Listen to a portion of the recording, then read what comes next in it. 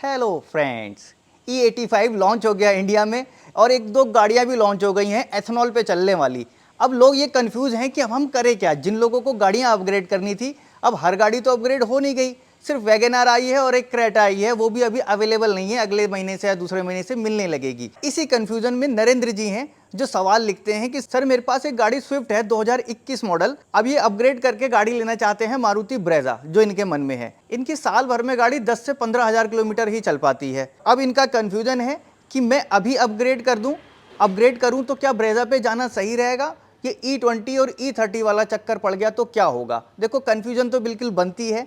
E20 अभी market में launch हुआ है और कई जगह पे सुना है कि E30 भी देने लगे हैं, ये वॉर की वजह से, क्योंकि क्रूड इंपोर्ट करने में प्रॉब्लम है।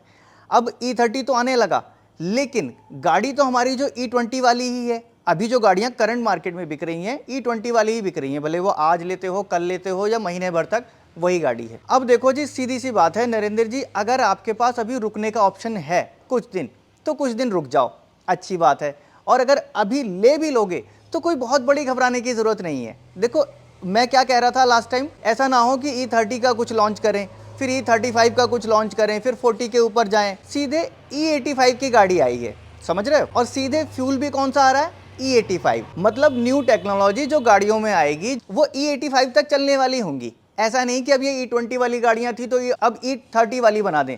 याद है ना, पहले E10 वाली गाड़ी आती थी, फिर उसके बाद E20 वाली आने लगी, अब सीधे E85 वाली आ रही है। तो अब 30 हो या 40 हो या 50 हो, उस 85 वाली को बड़ी प्रॉब्लम नहीं है। प्रॉब्लम है, ऐसा नहीं कि बिल्कुल नहीं है, थोड़ी बहुत प्रॉब्लम उस एथेनॉल वाली को भी है, लेकिन आगे किसी वीडियो में एक अलग से इस टॉपिक पे बात करेंगे। आप अगर रुक जाते हो तो बहुत अच्छी बात है, नहीं रुक सकते हो, E20 वाली ब्रेजा आपको समझ में आ रही है, ले लेते हो, तब भी कोई इशू नहीं है। अब मैं ऐसा क्यों कह रहा हूं, देखो मार्केट में क्या है ना, E20 वाली गाड़ियां अभी बहुत हैं। जब E20 फ्यूल कर दिया था, E10 को पूरी तरह से बंद कर दिया, तब E10 वाले कस्टमर बहुत कम थे। आज अगर ऐसा करेंगे कि भाई E20 फ्यूल मिले ही ना, सीधे E85 मिले, ऐसा पॉसिबल नहीं है। आपको E20 फ्यूल मिलेगा, उसका एक नोजल अलग होगा और E85 का नोजल अलग होगा। अभी मार्केट में बता रहे हैं कि 20 रुपए सस्ता दे रहे हैं E85 वाला, तो जिसको सस्ता चाहिए वो E85 लेगा, जिन्होंने नई गाड़ियां E85 वाली खरीदी होंगी वो खरीदेंगे, और E20 आपको मिलता रहेगा। तो बहुत ज़्यादा अभी घबराने की ज़रूरत नहीं है कुछ समय तक।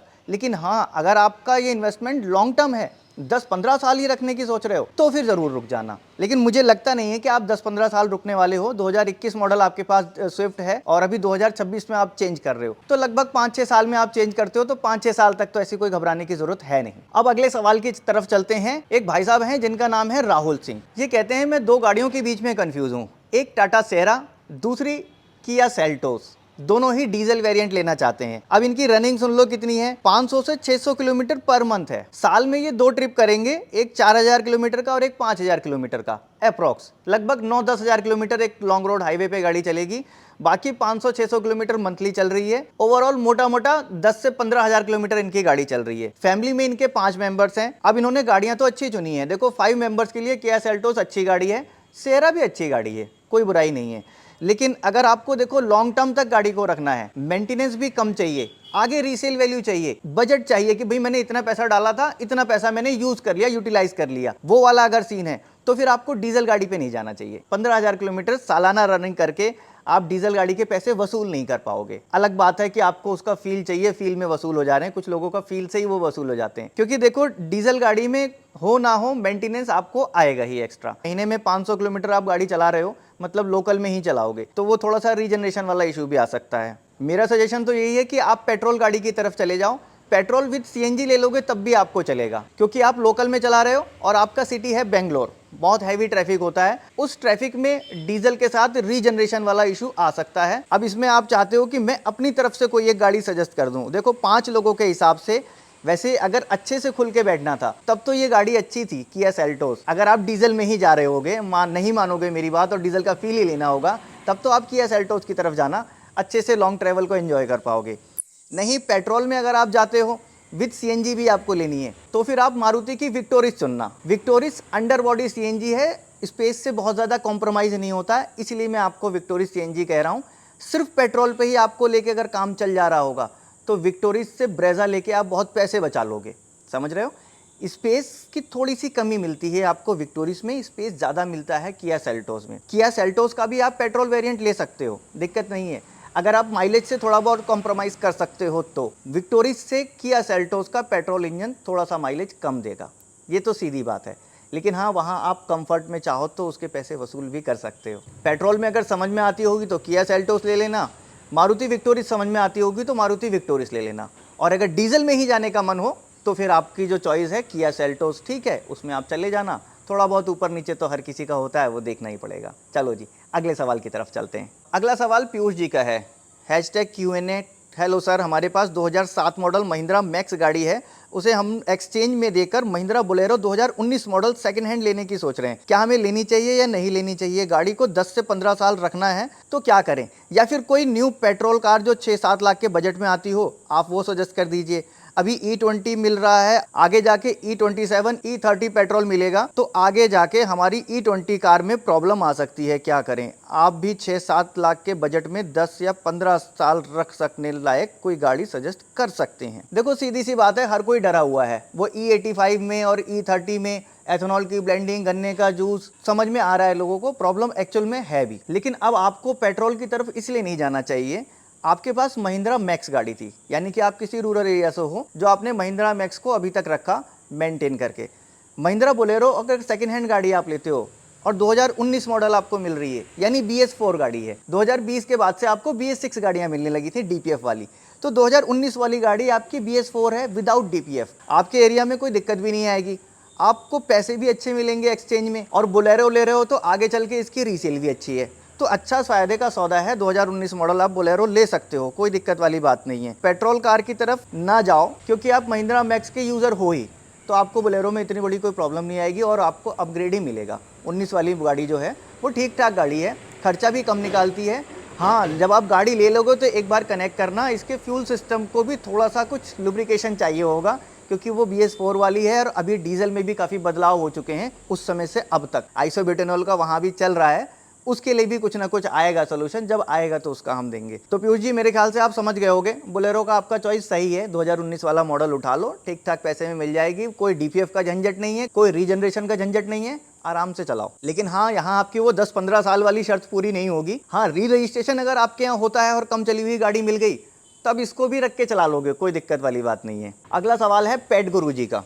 कहते हैं सर, मेरे पास एक होंडा अमेज है 2019 मॉडल, 85% रनिंग इनकी हाईवे पे है, 10,000 किलोमीटर पर ईयर। मैं सोच रहा हूँ इसको बेचकर डीजल गाड़ी लेने का। 2018 से 19 का मॉडल, जो मुझे गुजरात से 1.5 से 2 लाख रुपए कम में आ रही है, यानी दिल्ली से जब खरीदेंगे तो गुजरात के मुकाबले इन्हें सस्ती मिलेगी, 1.5-2 लाख रुपए। ठीक है, हाँ, दिल्ली में थोड़ा सस्ती मिल भी जाती है। अब इनका सवाल है कि ये OLX से डायरेक्ट किसी बंदे से गाड़ी ले लें या फिर किसी डीलर से गाड़ी लें। इनको क्रेटा या सेल्टोस, इनमें से कोई एक गाड़ी देखनी है और ये कंफ्यूजन में है। कोई भी गाड़ी जो मैं सजेस्ट करूंगा ले लेंगे, ऐसा ये कह रहे हैं। अमेज को सिर्फ ग्राउंड क्लियरेंस की वजह से और केबिन स्पेस की वजह से अपग्रेड करना चाहता हूँ। दिल्ली प्राइस अराउंड 6.5 से 7.5 लाख में है और मेरा बजट भी उतना ही है। देखो जी, 6.5 से 7.5 में आपको क्रेटा मिल जाएगी, सही बात है। 19-20 आराम से मिल जाएगी, 21 भी मिल सकती है, डिपेंड करता है कंडीशन पे। लेकिन मैं पहले से कहता आ रहा हूँ, सेकंड हैंड गाड़ी लेना एक तरह का जुआ है। ठोक बजा के तसल्ली करके चेक करके लेना। दिल्ली में स्पेशली, आपके एरिया में होता है, गुजरात में, महाराष्ट्र में, फिर भी एक बार को मान जाओगे कि मीटर बैक किए करके गाड़ी लोग नहीं बेच रहे। दिल्ली में तो एक तरह से ऐसा हो गया जैसे लीगल है, मतलब कोई शर्म भी नहीं करता मीटर बैक करने पे। गाड़ी की कंडीशन ठोक बजा के सही से चेक कर लेना। OLX पे अगर ले रहे हो तो ऑनर को वेरीफाई करना। OLX पे भी आजकल ज़्यादातर डीलर ही हैं, बंदा ठीक है, जेन्युइन है, तब उससे आप गाड़ी लेना। और उसके बाद भी गाड़ी को डबल चेक करना, गाड़ी को सेकंड हैंड कैसी चेक करना है वो भी मैंने डिटेल में समझा रखा है, एक एक चीज़ें पॉइंट में समझाई हैं। डीलर के पास भी जा सकते हो, ऐसा नहीं कि सारे ही डीलर फ्रॉड हैं। कुछ अच्छे डीलर भी हैं जो सही चीज़ देते हैं, भरोसे के साथ देते हैं। कोई भरोसे वाला मिल जाए तो उससे ले लेना।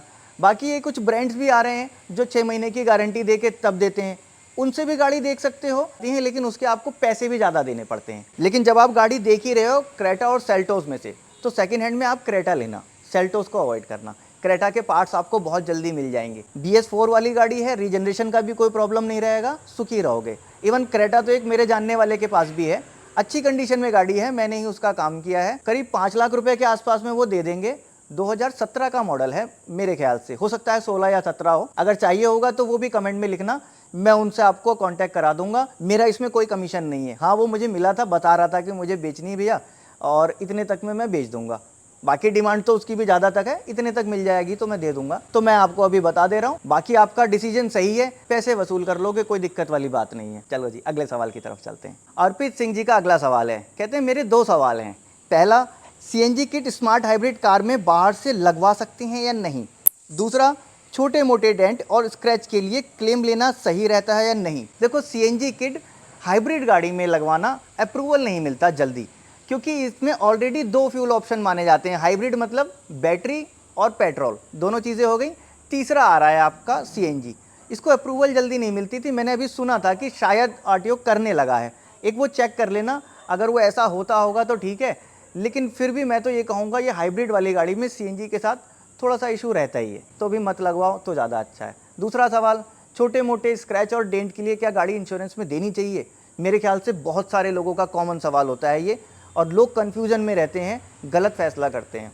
देखो, छोटे मोटे डेंट आते हैं, उसके लिए मैंने देखा है लोग ज़्यादा कहीं रगड़ के और पूरा क्लेम कर लेते हैं।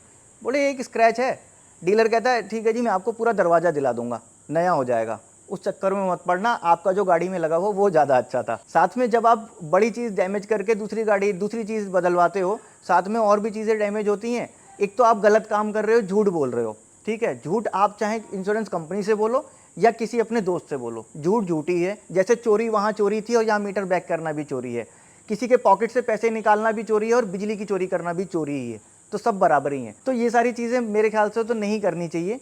छोटे मोटे स्क्रैच आप अपने हिसाब से बाहर करवा लो। एक तो आपका नो क्लेम बोनस होता है, वो डिडक्ट हो जाता है, अगली बार जब आप इंश्योरेंस कराते हो तो आपको वहाँ फ़ायदा मिलता है। दूसरा, आपको गाड़ी जब छोड़नी पड़ती है सर्विस सेंटर में, एक बार सर्वेयर आएगा, सर्वे करेगा, फिर उसके बाद वो वहाँ छोड़ देंगे, फिर उसके पार्ट्स मिले नहीं मिले, कई बार महीने भर गाड़ी खड़ी रह जाती है छोटे छोटे कामों के लिए। आपकी उधर भी कॉस्ट जा रही है।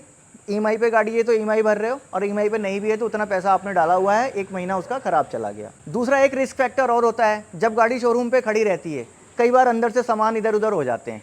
किसी को गाड़ी आई काम कराने के लिए, ये पार्ट नहीं है, ठीक है वहाँ से निकालो वहाँ लगा दो, बाद में आएगा तो देख लेंगे। तो इसलिए थोड़ा सा ध्यान में रखना चाहिए। इंश्योरेंस को मैं खुद एक्चुअल में एक तरह का स्कैम समझता हूँ। खुद से करवा लो, ज़्यादा अच्छा फ़ायदे में रहोगे। हाँ, कोई बहुत बड़ा लॉस हो गया है, ज़्यादा नुकसान हो गया है तो एक अलग मैटर करता है। तो बस आज का Q&A यहीं पे एंड करते हैं। आपका भी अगर कोई सवाल होगा, #Q&A टेक्निकल ज्ञान मेंशन कर देना, आपका सवाल Q&A में ले लेंगे। वीडियो अगर अच्छी लगी होगी, आपके किसी दोस्त के प्रॉब्लम से मैच खाती होगी तो उसके साथ शेयर भी कर देना। मिलूंगा नेक्स्ट वीडियो में ऐसे ही किसी इंटरेस्टिंग टॉपिक के साथ।